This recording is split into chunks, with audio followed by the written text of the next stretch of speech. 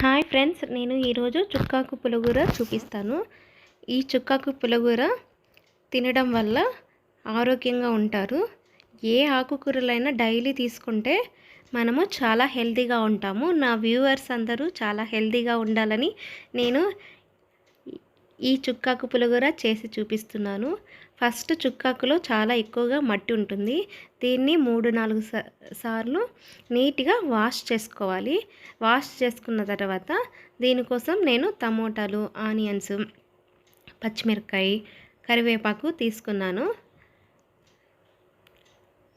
తర్వాత ఒక పెనం తీసుకొని అందులో ఆయిల్ వేసి ఆయిల్ హీట్ అయిన తర్వాత ఆవాలు, జీలకర్ర వేసి ఆవాలు, జీలకర్ర చిటపటలాడిన తర్వాత కొంచెము కరివేపాకు వేసుకొని ఫ్రై చేసుకోవాలి. తర్వాత ఇందులోనే నేను పచ్చిమిరపకాయ వేసాను. తర్వాత ఆనియన్ వేసాను. ఇవి దోరగా వేయించుకోవాలి, మరీ ఎర్రగా వేగించాల్సిన అవసరం లేదు.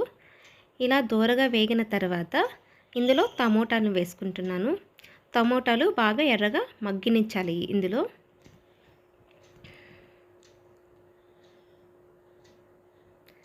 ఇందులో కొంచెం సాల్ట్ యాడ్ చేశాను. తర్వాత ఇందులో పసుపు యాడ్ చేశాను.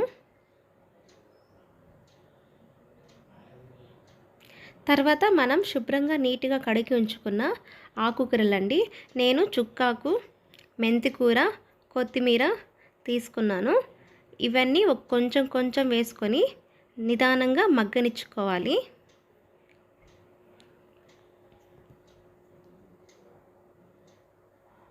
చూసారా ఎలా మగ్గిందో?